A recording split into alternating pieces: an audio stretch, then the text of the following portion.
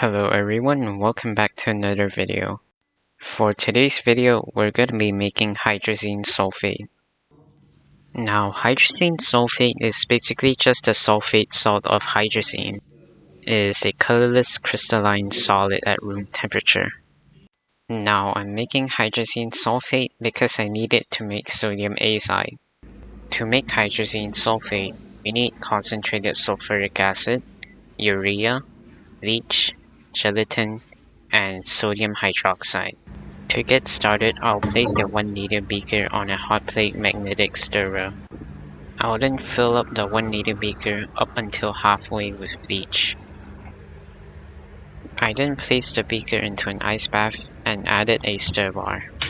I then turned on the magnetic stirring and set it up until maximum. Once it has reached a temperature of around 10 degrees Celsius, I'll slowly begin adding sodium hydroxide. Adding sodium hydroxide to bleach is exothermic, and we don't want the temperature to exceed 20 degrees Celsius. We'll want to keep the temperature between 8 degrees Celsius and 20 degrees Celsius. Once all of the sodium hydroxide has been added, I removed the ice bath and covered the opening of the beaker with some plastic wrap. This is to contain any hydrazine vapors that might escape in the next step. I then made a urea gelatin solution by dissolving 0.75 grams of gelatin in 15 milliliters of distilled water and dissolving 22 grams of urea in 30 milliliters of distilled water. Make sure you use distilled water to dissolve the urea and gelatin, as this next reaction is very sensitive to metal ions. Once both of these solutions have cleared up, I'll add the gelatin solution to the urea solution. I'll then add the urea gelatin solution to the basic bleach solution all in one shot. A reaction immediately takes place and the solution turned opaque. The reaction taking place here is that urea reacts with bleach and sodium hydroxide to produce hydrazine. Once the solution clears up, the next step is to heat up the solution up to 85 degrees Celsius for 5 minutes.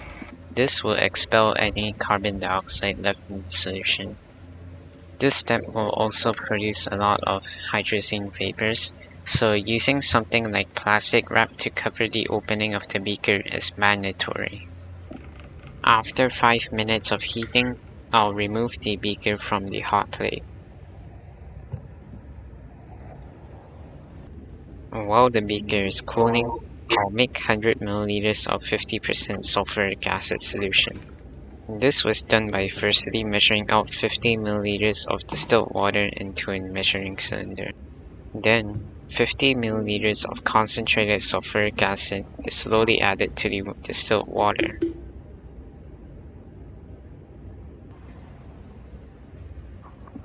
Once the beaker has been cooled down to room temperature, I'll place it back on the hot plate and turn on stirring.